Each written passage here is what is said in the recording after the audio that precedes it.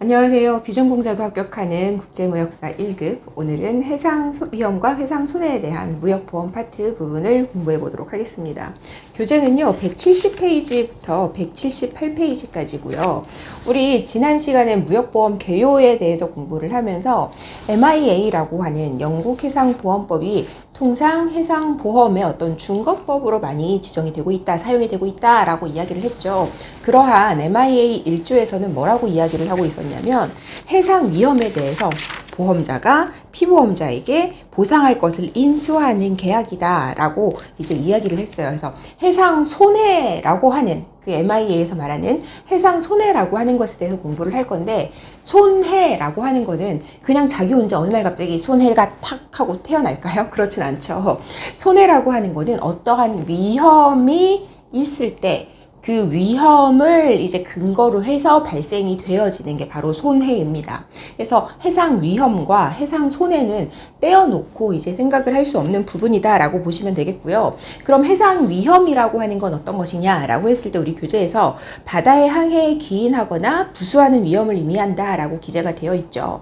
이것 역시도 MIA 제3조에서 이제 정의하고 있는 내용이고요. 위험은 담보 위험, 면책 위험, 비담보 위험, 이렇게 세 가지로 구분을 할 수가 있겠습니다. 그리고 위험에 대해서는 열거 포괄 책임주의, 포괄 책임주의 이렇게 나눌 수가 있는데요. 열거 책임주의라 함은 지금 해상 위험은 우리 보험에서 보상을 해주는 해상 위험은 이런 것들이야 라고 이야기를 하면서 그 이외의 위험으로 인해서 발생이 되는, 그러니까 이제 초래가 되는 손해는 보상을 하지 않는다. 포괄 책임주의는 그 반대라고 보시면 되겠고요. 즉 해상 위험을 어떤 것이 있는지 우리가 조금 나열을 해보면, 뭐 해상 고유의 위험이라는 게 있을 수 있겠고, 화재, 전쟁 위험, 해적, 납포, 포획 이런 것들이 있을 수 있겠고요. 군주나 국민의 억류라던가 어떤 선원의 악행 이런 것들이 있을 수 있겠고, 그 외에 보험 증권에 기재된 여러 가지 위험들을 해상 위험의 종류들이라고, 예시들이라고 우리가 볼 수 있겠습니다. 자, 해상 위험의 종류 아까 말씀드렸던 것처럼 담보 위험, 그리고 면책 위험, 비담보 위험 이렇게 세 가지가 있는데요. 담보 위험이라고 하면 이 위험에 인해서 어떤 손해가 발생이 되면 보험자가 보상을 해주겠다라고 하는 게 담보 위험이 되겠고, 면책 위험은 이 위험에 의해서 어떤 손해가 초래되더라도 보험자는 보상을 해주지 않아요. 보험자의 책임은 면제가 돼요 라고 하는 거에 되겠죠. 자, 비담보 위험은 담보 위험과 면책 위험 둘 다에 포함이 되지 않는 거예요. 결국에는 보상 여부에 대해서 어떠한 의사표시가 아예 없는 그런 위험이라고 볼 수 있겠습니다. 만약에 담보 위험도 아니고 면책 위험도 아닌 비담보 위험에 근인해서 어떠한 이제 해상 손해가 발생이 되었을 때에는 보험자에게 보상 책임을 묻기가 조금 어렵다라고 이렇게 생각을 하시면 될 것 같아요. 자, 위험이 변경되었다라고 하는 의미에서 위험의 변경이라고 하는 게 우리 교재 170페이지 제일 아래쪽에 있는데요.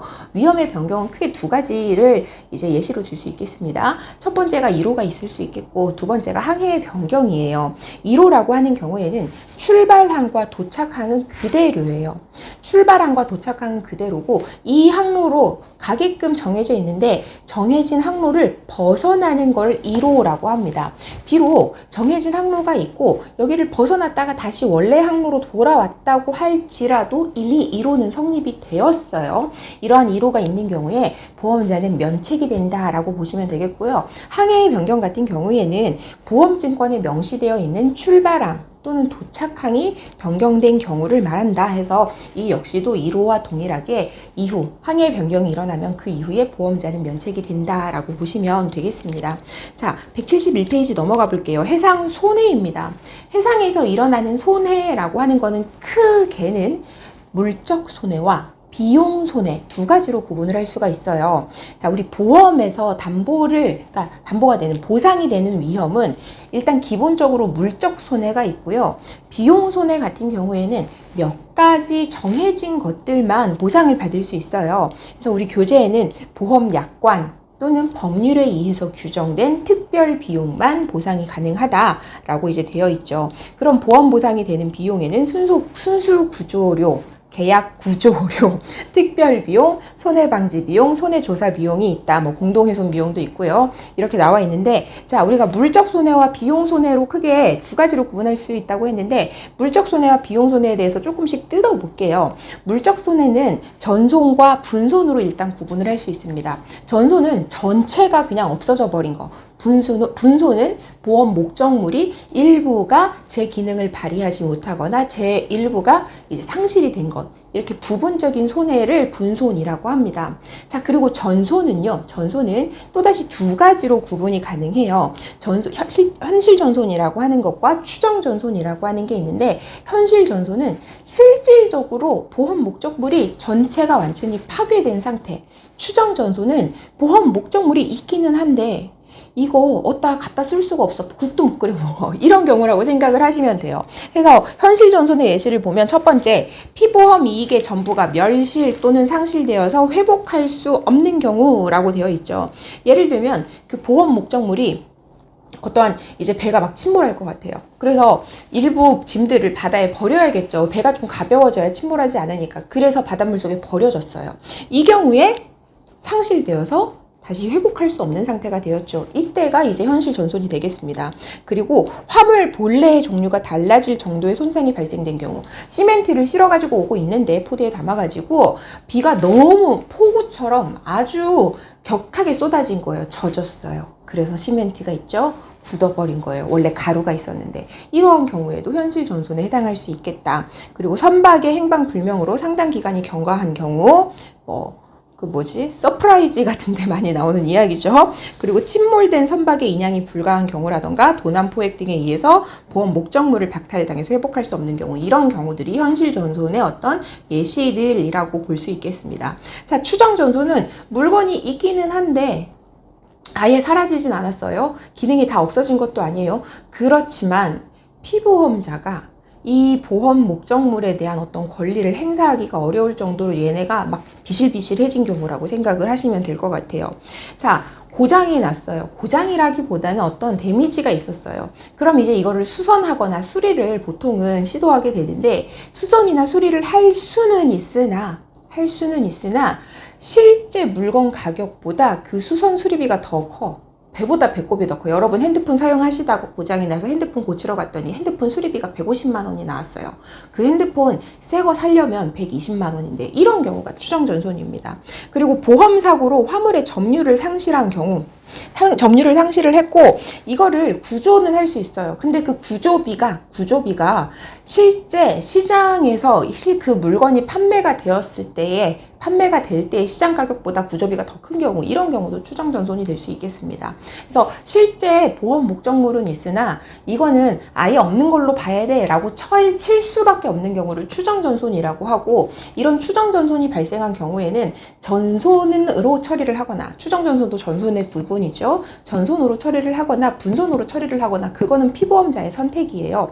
근데 만약에 추정전손으로 처리를 해서 전체에 대해서 난 보상을 받고 싶다라고 하면은 이 보험자에게 그런 자신의 의사를 표시를 해야 되는데요. 그러한 의사 표시를 위부라고 합니다. 그래서 이 위부에 대해서도 우리가 뒤에서 좀 다룰 예정이기 때문에 이 정도 추정 전손을 전손으로 처리하려면 위부가 반드시 필요하다, 위부의 통지가 반드시 필요하다 정도로만 체크를 하고 넘어가도록 할게요. 자, 그리고 이제 분손입니다. 분손은 또다시 단독 훼손과 공동 훼손으로 구분을 할 수 있어요. 단독 훼손은 내 화물만 데미지가 생겼어. 공동 훼손은 공동의 이익에 어떤 손해가 생겼어. 이렇게 구분을 하실 수 있을 것 같아요. 그래서 보험 목적의 단독 훼손이요, 보험의 목적 일부가 멸실되거나 훼손된 경우로서 피보험자가 단독으로 부담해야 되는 손해, 이걸 단독 훼손이라고 하고, 공동 훼손 같은 경우에는 공동의 위험을 면하거나 공동의 안전을 위해서 선장에 의해서 발생된 손해. 그러니까 그거죠. 배가 아까 예시를 들어드릴 건데, 배가 곧 침몰할 것 같아요.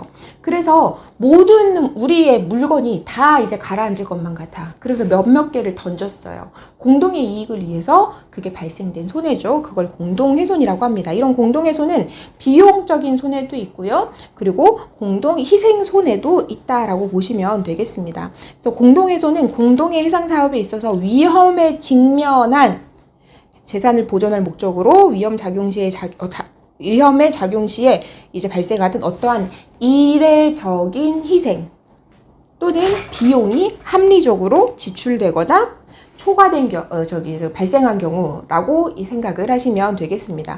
그래서 공동훼손 같은 경우에는 이익의 당사자들이 공동으로 부담을 해요. 자, 배가 침몰할 것 같아서 몇몇 개의 화물을 바닷속에 던졌어요. 그럼 그 화물의 주인은 억울하죠. 그 화물의 주인들이 보상을 받아야 되는데 누가? 그 공동으로 보상을 해준다라고 보시면 되겠습니다. 그래서 선박 이적 중 발생한 화물의 멸실, 구조선의 구조 비용, 피난항 입항비 등이 공동훼손에 해당이 된다. 이렇게 보시면 되겠습니다.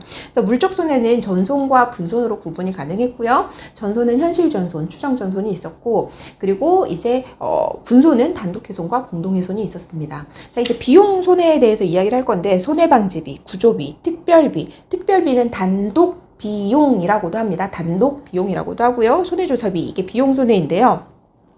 자, 손해방지비 같은 경우에는 손실을 피하거나 경감시키기 위해서 피보험자, 대리인과 사용자를 포함합니다. 피보험자 등이 지출한 비용으로 공동훼손과 구분이 된다. 손실을 피하거나 경감시키기 위한 비용이다. 그래서 피보험자나 보험계약자는 어떤 사고에 직면했을 때 손해 방지를 위한 어떤 합리적인 대책을 강구해야 될 의무가 있죠. 여기서 발생된 비용은 보험자가 보상을 해준다라고 우리가 앞에서도 이제 이야기를 했었습니다. 자, 그리고 이제 구조비입니다. 구조비. 손해방지비 같은 경우에는 만약에 손해방지를 위한 어떤 이제 일환으로 손해를 좀 최소화하기 위해서 어떠한 일을 했는데 그 손해가 공동의 손해예요. 그런 경우에는 손해방지비로 들어가지 않고 공동훼손 비용으로 들어간다라고 하는 점까지 체크를 해두시면 좋겠습니다.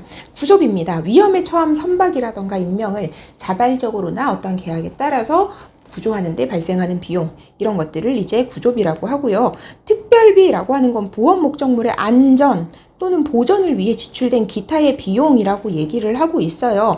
그럼 좀 헷갈리죠. 자, 특별비, 단독 비용이라고 하는 건 이미 화물에 데미지가 생겼어요. 근데 그 데미지가 더 심해지지 않게 이제 뭔가 내가 어떤 이제 조처를 취했다 라고 할 때 발생하는 비용.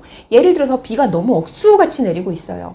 배 위에 막 화물이 있어. 갑판에 실려있는 화물이 있어. 얘가 갑자기 쏟아진 비로 젖었어요. 일부 데미지가 생겼죠. 얘를 보호하기 위해서 천막을 사다가 천막을 씌웠어요. 예를 들어서. 아니면 뭐 건조기를 빵빵빵 돌렸어요. 전기세가 막 많이 나가고 어떤 이제 필요한 어떤 기구, 장치 같은 게 있었어요. 그런 것들에서 발생하는 비용, 이런 것들이 특별비가 되겠다라고 보시면 되겠습니다. 손해조사비는 손해의 원인과 정도를 조사하는 데 소요가 되는 비용이다라고 이렇게 보시면 되겠습니다. 자, 아까 우리가 위부에 대해서 얘기를 했었는데요. 172페이지에 바로 나옵니다. 위부라고 하는 거는요, 추정 전손이 발생했을 때 아까도 말씀을 드렸지만 피보험자는 이거를 전손으로 처리를 할 수도 있고 분손으로 처리를 할 수도 있어요. 근데 내가 만약 전손으로 처리를 하고 싶다라고 하면 보험자에게 그 자신의 의사 표시를 해야 된다고 말씀을 드렸죠. 그 의사 표시하는 것을 위부라고 합니다. 위부의 통지가 반드시 이루어져야 되고 그 통지는 구두나 서면으로도 가능합니다. 근데 이럴 수 있어요. 나 추정 전손으로 처리해야지 라고 해서 보험자에게 위부를 통지를 했어요. 그랬다가 이거를 다시 취소하는 철회, 이거는 불가하다라고 보시면 되겠습니다. 자, 위부의 통지를 함과 동시에 자기는 그 물품 전체에 대한 어떤 보상을 받은 거잖아요. 그 피보험자는.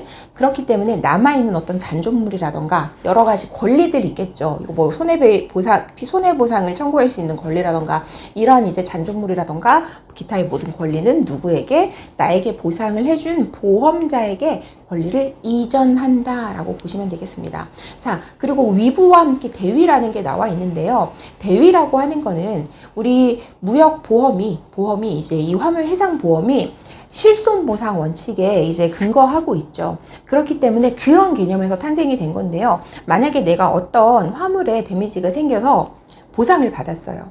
보상을 받았으면 화물은 보험자한테 줘. 화물도 주고 그 화물에 대한 어떤 권리도 보험자에게 줘라고 하는 게 바로 이런 대위라고 보시면 되겠다. 해서 우리 박스에 보시는 것처럼 맨 끝에 대위를 통해서 피보험자의 이중 이득을 방지하게 된다라고 하는 부분도 체크를 해두시면 좋겠습니다. 자, 우리 MIA 영국해상보험법에서는요, 이제 위험과 손해 사이에 그 인과관계에 대해서 근인주의를 택하고 있어요. 이거는 어떤 시간적인 개념이 아니라 어떤 손해가 발생이 되었을 때 이 손해를 발생하게끔 한 가장 큰 원인은 무엇인지를 찾는 거거든요. 그래서 예를 들어서 이런 경우, 배에 화재가 났어요. 그 화재를 진압하려고 하다 보니 제 운항을 제대로 못했어요. 그러다가 그 화물이 늦게 도착했어요. 원래 도착하기로 한 날짜보다. 그 늦게 도착함으로 인해서 이제 어떤 손해가 발생이 됐어요. 예를 들면 그게 뭐 공장에 들어가야 되는 원재료인데 그 원재료가 늦게 도착해서 공장을 못 돌려가지고 다른 라인이 다 서서 거기서 비용적인 손해가 뭐 하루에 500만 원씩 발생했다. 이런 거 있을 수 있겠죠. 이때의 그 최종 손해에 대한 어떤 원인은 진짜 어떤 것이냐라고 하는 걸 이제 밝히는 게 사실은 쉽지가 않은 문제이긴 합니다. 자, 위험 부담의 원칙과 입증 책임이라고 하는 부분 넘어가 볼게요. 열거 책임주의와 포괄 책임주의. 아까 우리 앞에서도 이제 얘기를 살짝 했던 건데, 열거 책임주의는 위험을 딱딱딱딱 지정해 놓고 있어요. 이러한 위험들에 의해서 발생된 손해는 보험자가 보상을 해 줄게 라고 이제 이야기를 하는 거거든요. 그러면 피보험자는 예를 들어서 그 보상하는 위험 중에 화재라고 하는 게 있어요. 배에 화재가 나서 손해가 발생됐어요. 그럼 돈을 받아야 될 사람은 피보험자죠. 이거 화재 때문에 손해가 발생한 거야 라고 하는 걸 입증을 해야 돼요. 이걸 우리 교재에서는 뭐라고 설명하고 있냐면, 보험사고 발생 시 피보험자는 담보 위험으로 인해 손해가 발생하였다는 것을 입증하여야 한다 라고 이제 하고 있죠. 이렇게 그 담보 위험에 의한 손해라고 하는 거를 밝히는 것 뿐만 아니라 이러한 사고가 보험 기간 중에 발생이 되었다는 것까지도 피보험자는 보상을 받기 위해서는 이제 입증을 해야 되겠습니다. 이게 열거 책임주의였고, 포괄 책임주의 볼게요. 포괄 책임주의는 전부 다 열거하지 않고 면책 위험만 딱 나열해 놓고 그 나머지는 이제 보상을 해준다라고 이제 하는 방식을 말하는 거죠. 그래서 만약 보험사고가 발생이 되면 피보험자는 이거 사고가 일어났어 라고 하는 거를 이제 통지를 하면 됩니다. 그리고 이제 보험 기간 중에 일어났어 라고 하는 거를 입증을 그 정도만 해주면 되고요. 그리고 이제 보험자는 자기가 보험금을 내주고 싶지 않겠죠.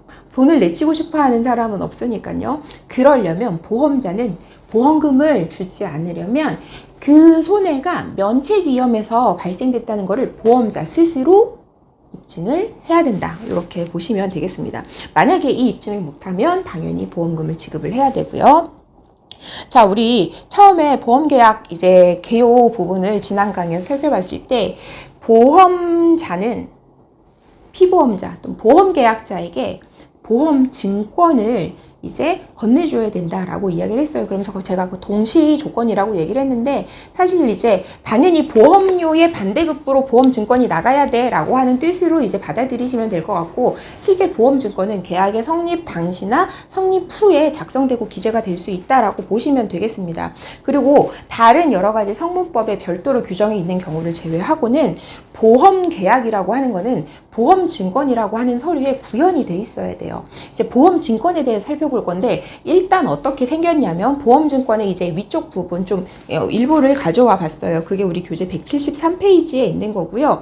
보험 증권은 이렇게 생겼고, 이 보험 증권 자체가 어떤 기능을 하냐면요, 아, 보험 계약이 체결됐구나 라는 거를 알 수 있는 증거 서류가 되고, 그리고 이 보험 증권에 기재되는 내용들은요, 다 정해져 있어요. 우리 선화증권처럼 정해져 있습니다. 그리고 내가 보험금을 청구하고 싶어요. 보상을 받고 싶어요. 어떤 손해가 생겼어가지고, 그럼 그럴 때에는 보험증권을 제시를 해야 된다라고 합니다. 제시를 해야 됩니다. 그래서 이 보험증권의 성질이 일단은 계약이 체결되었어요 라고 하는 증권적인 이제 성질이 있고요. 그리고 또 하나, 기재사항이 정해져 있다. 요식증권이라고 하는 성질이 있고, 그리고 보험금을 청구를 하려면 이 증권을 제시해야 된다라고 해서 상환증권적인 성질이 있다. 이게 보험증권의 성질이다라고 보시면 좋을 것 같아요. 자, 저가보험증권 예시라고 해서 뭐 마린 카고 인슈런스 팔러시라고 해서 팔러시 넘버, 증권 넘버부터 쭉 나와 있는데요. 제가 지금 말씀드리는 부분만 형광펜으로 이렇게 칠을 하시거나 이렇게 동그라미를 해주시면 좋을 것 같아요. 피보험자의 성명, 그리고 그 아래 보험자, 바로 그 밑에 보험 금액, 그리고 제일 아래 보험 목적물, 여기에 더하기 옆에다 담보 위험과 기간. 담보 위험과 담보 기간이에요. 담보 위험과 담보 기간. 이거를 왜 체크를 하시라고 말씀을 드렸냐면 보험증권은 요식증권이라고 했잖아요. 반드시 기재가 되어야 되는 것들을 우리가 표시를 하고 추가적으로 적어 넣은 겁니다. 바로 뒷페이지에 나와요. 그래서 보험증권의 필수 기재사항이라고 해서 1번부터 5번까지 피보험자의 성명 또는 피보험자를 위해서 보험계약을 체결하는 자의 성명, 그러니까 보험계약자와 피보험자가 다른 경우겠죠. 두 번째가 보험의 목적 및 담보 위험, 보험의 목적과 담보 위험. 세 번째가 보험에서 담보하는 항해 또는 항해 기간. 항해, 미국부터 캐나다에서 한국. 1월 1일부터 12월 31일까지 캐나다에서 한국. 이런 식으로 우리가 보험 기간을 정할 수 있다고 했잖아요. 그런 것들입니다. 그리고 네 번째가 보험 가입 금액, 그리고 다섯 번째가 보험자의 상호예요. 이거를 이제 시험 문제 내기가 너무 좋잖아요. 그래서 어떻게 보면 좀 암기를 해야 되는데 제가 한 가지 문장을 불러드릴게요. 항해 기간 중에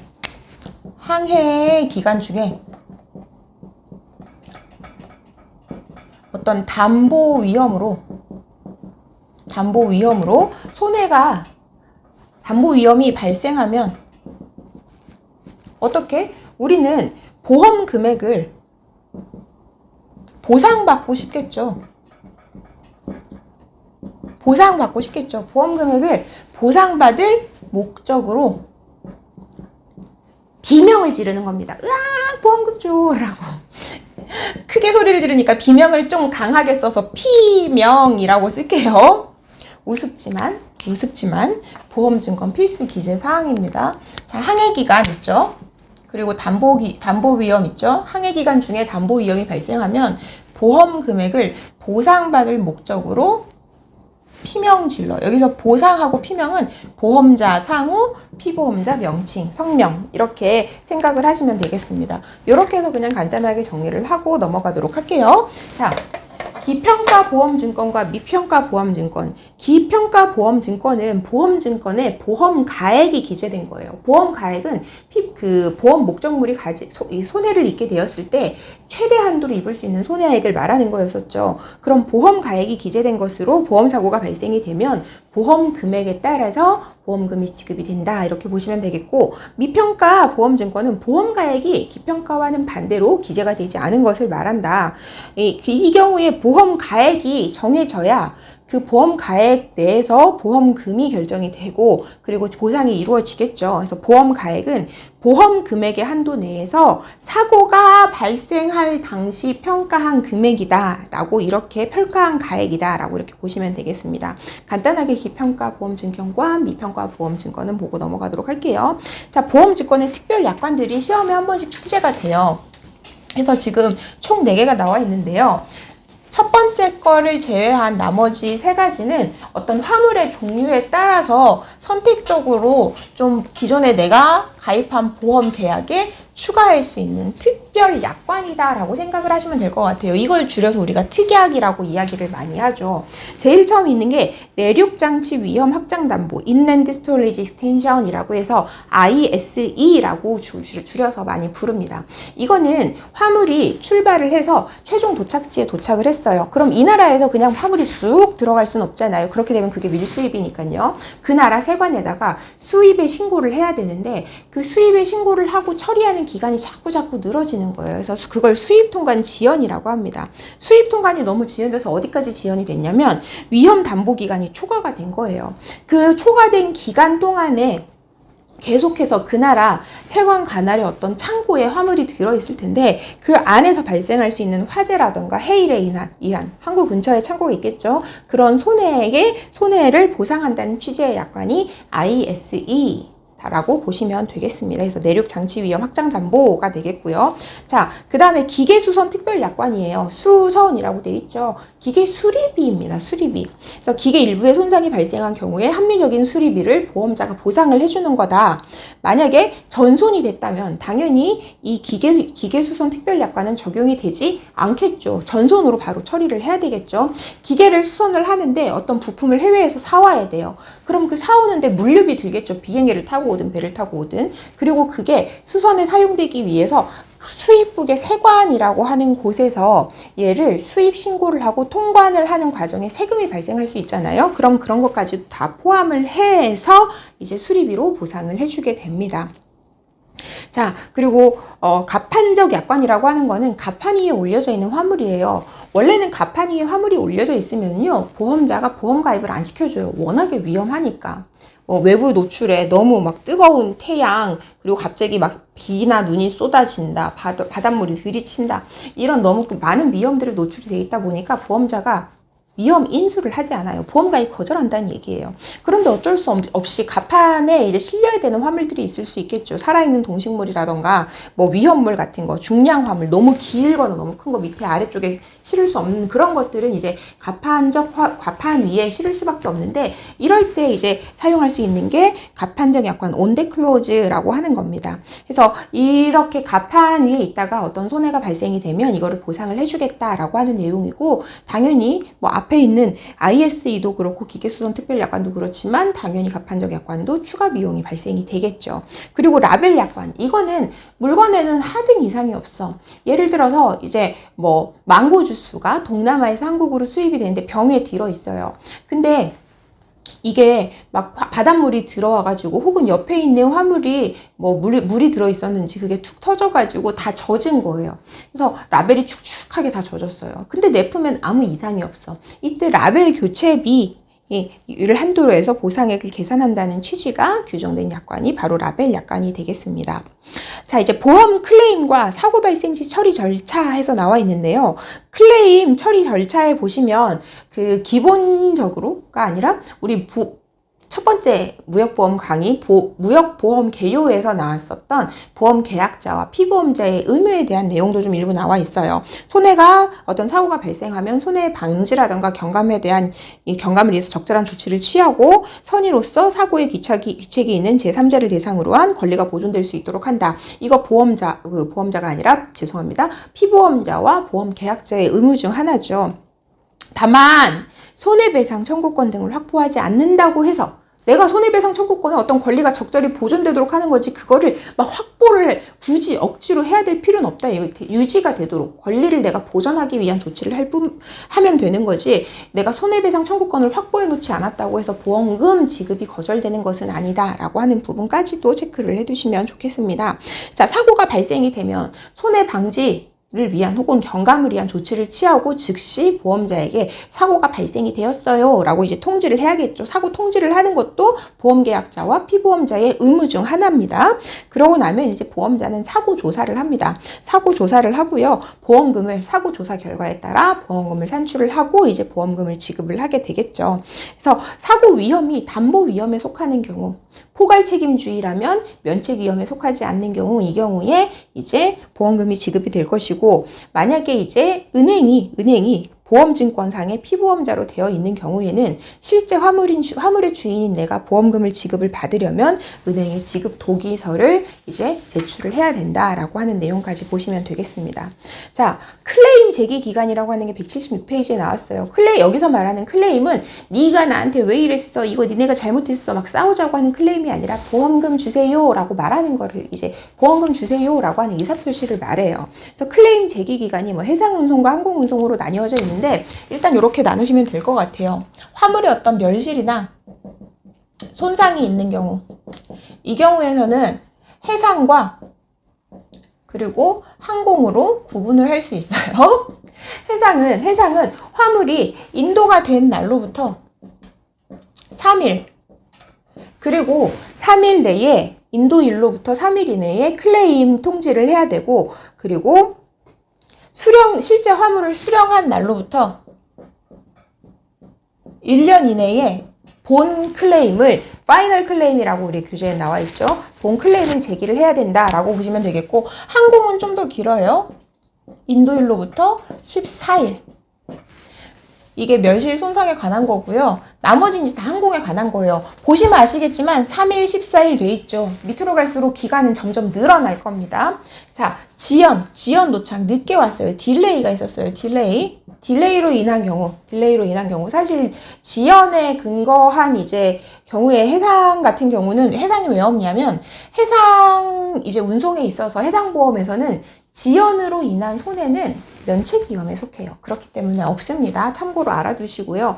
지연에 의한 클레임 같은 경우에는 도착이 언제 될 거예요? 라고 도착 통보를 해줍니다. 도착 통보일로부터 21일 이내에 클레임을 제기를 해야 되겠고, 그리고 인도할 수 없다. 인도 불능의 경우, 물건을 줄 수 없다. 인도 불능의 경우에는 120일이다. 그래서 이 두 가지는 전부 항공기의 경우, 항공화물의 경우라고 보시면 되겠습니다. 그래서 클레임에 필요한 서류 항공운송 부분이요. 항공화물운송장 원본과 사본, 상업송장 포장명세서, 검사증명서, 파손에 따른 손실계산서 등 기타 서류, 여러 가지 사고조사 경위서 막 이런 것들, 뭐 사진, 물품 설명서 이런 것들 보험사에서 요구를 하게 되면 그런 이제 관련 서류들을 제출을 하면 되겠고요. 클레임은 누가 제기를 하냐? 사고의 당사자. 송화인이 될 수도 있고 수화인이 될 수도 있고요. 그들의 대리인이 될 수도 있겠죠. 만약에 송수화인의 대리인이 보험 클레임을 청구를 한다라고 하면 반드시 위임장이 첨부가 되어야겠다라고 하는 부분. 자, 보험계약 아래 당구장 표시예요. 보험계약 체결 이전에 이미 손해가 발생이 되었어요. 근데 그 손해 사실을 피보험자, 보상을 받을 수 있는 피보험자는 알았는데 보상을 해줘야 되는 보험자가 몰랐던 경우만 아니라면 어떻게? 피보험자는 보상받을 권리가 있다. 그러니까 보험 계약이 선의에 기초한 계약이잖아요. 이제 피보험자가 이미 사고가 난 사실을 알았어요. 그걸 자기 혼자만 알고 보험 가입을 하지 않은 이상 보험계약 체결 전에 이제 사고가 있다고 하더라도 이는 보상받을 권리가 있다라고 ICC 제11조에서 이렇게 얘기를 하고 있어서 좀 특이한 내용이라 우리 시험 보기에도 나올 수 있기 때문에 가져와 봤습니다. 참고적으로 꼭 읽어봐 주시고요. 자, 보험증권 양도할 수 있어요. 어떤 경우 양도가 될까? 보험에 이미 가입한 화물이 배를 타고 막 움직이고 있어요. 움직이고 있는 와중에 이 화물에 선화증권이 있겠죠. 배를 타고 막 움직이고 있으니까 선화증권 뒷면에 배설을 해서 선화증권의 권리를 이전한 거예요. 화물의 주인이 바뀐 거죠. 근데 이 화물에 보험도 가입되어 있네요. 그럼 그 보험증권도 그 이전 주인은 필요 없는 거잖아요. 그렇기 때문에 이거를 양도를 할 수가 있습니다. 보험증권에 이 보험증권은 양도 절대 할 수 없어 라고 대놓고 적어놓지 않는 이상은 이러한 보험증권은 양도가 가능하다 라고 하면서 보험증권의 양도는 손해가 발생하기 전이든 후든 다 가능하다. 보험자는 자기가 보상해야 되는 어떤 손해라면 결국엔 누군가에겐 보상을 해야 되니까 보험 발생 전후와 상관없이 양도가 가능하다라고 이렇게 보시면 좋겠고요. 그리고 보험증권을 양도받은 자, 양수인은 어떠한 법정에서 권리를 주장을 할 수가 있다.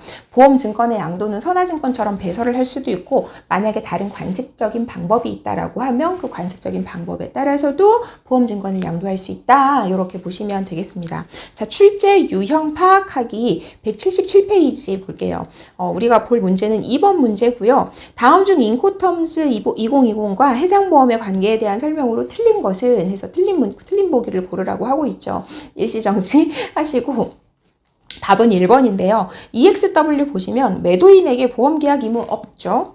그런데 매수인의 요청이 있는 경우에 매수인의 비용과 위험으로 보험을 계약하여야 한다. 이렇게 매수인이 요청했다고 해서 매도인에게 없던 의무가 생겨나지는 않아요. 매수인은 자기 위험 구간이잖아요. 공장에서 물건을 픽업하는 순간부터 자기 위험이기 때문에 자기가 보험 가입해야 돼요. 근데 보험 가입하기 위해서 필요한 정보들이 있는데 그 정보를 매도인이 알고 있어. 이때 매도인은 정보를 제공할 의무가 있는 거지 매수인이 요청한다고 해서 반드시 보험에 가입을 해야 되는 것은 아니다 라고 하는 부분 체크를 해두시면 좋겠습니다. 그래서 이번 시간 이렇게 해상 손해와 해상 위험과 해상 손해에 대한 부분 살펴봤고요. 이번 시간도 이제 마무리하실 때 꼭 복습하시면서 마무리하실 수 있도록 그렇게 부탁드립니다. 수고 많으셨습니다.